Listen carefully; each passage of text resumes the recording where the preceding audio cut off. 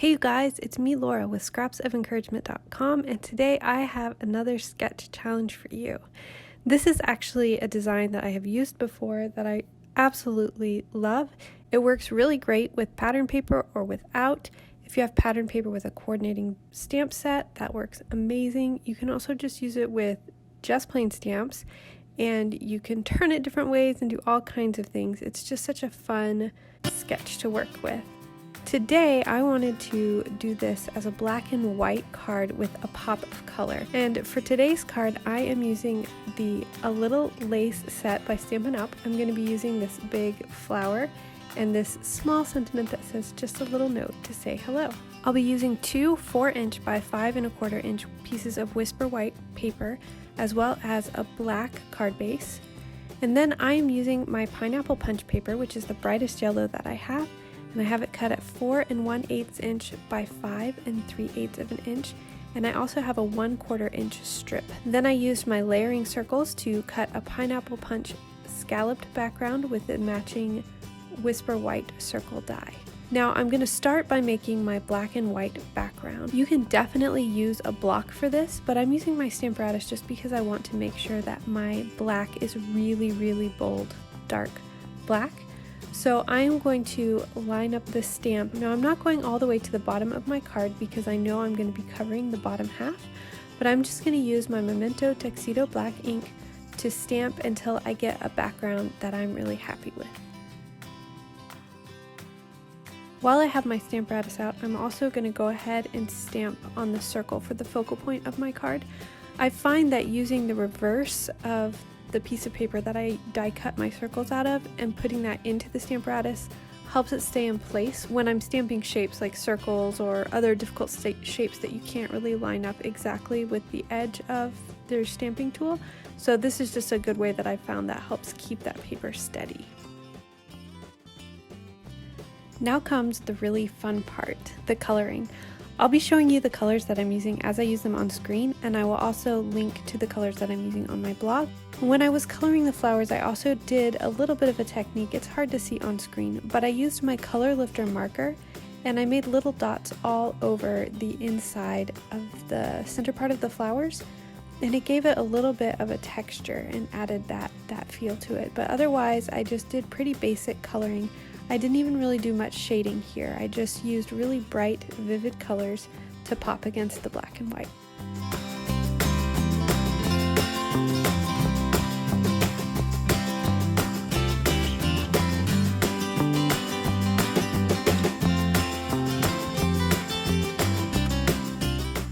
And that's it for my little colored focal point. All that's left now is putting the card together. After I glue my layered circles together, it's time to work on the diagonal panel that I'm going to cut for the front of my card. Now I did forget to say in the beginning, I think I mentioned that you need a black card base, but I forgot to mention that you need a piece of black paper that's cut at 4" by 5 1/4". And I'm just using a ruler to kind of mark where I want my diagonal cuts to go. And then I'm going to make 2 dots, one on either side. And I'm going to take this paper to my trimmer and make sure that both of those dots are lined up. You can see the paper's not going to be straight when I cut, but this is going to ensure that I have a cut that is even all the way across.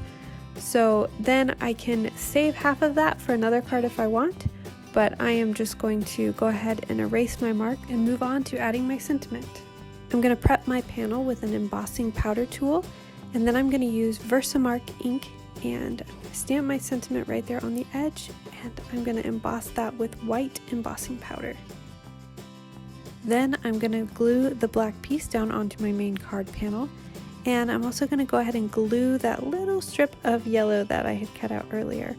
I'm going to figure out the placement for my center panel, and then before I glue it down, I'm also going to add a tiny little piece of paper to the top of my circle so that when I add it onto my card, it's flat all the way across instead of stooping down where the yellow paper transitions to the flat white panel. Does that make sense? So I'm going to go ahead and glue that onto my card base and cut off the excess of the little strip that I have.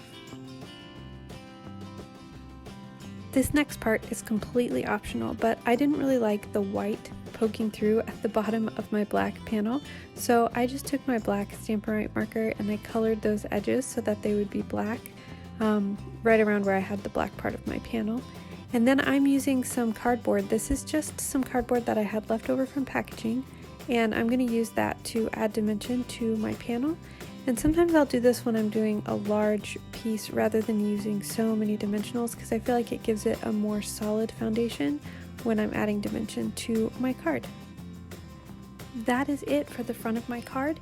Now it's time to go ahead and work on the inside. I am using one of the tiny little flourish stamps that comes in the stamp set, and I'm just gonna stamp that on the corners of the panel that goes on the inside of my card base, and I am just going to mat that with a piece of 4 1/8 by 5 3/8 inch piece of pineapple punch. And I'm gonna glue those together and just mount those on the inside of my card. The last thing that I'm going to do for this card is the envelope. So I'm going to grab that big stamp that I used on the front of my card again, and I'm stamping it in the corner of my envelope. Then I'm going to go back and color it the same way that I colored the image for my card. When I'm working on envelopes, I always make sure to put a piece of cardstock on the inside so that my markers don't bleed through the envelope.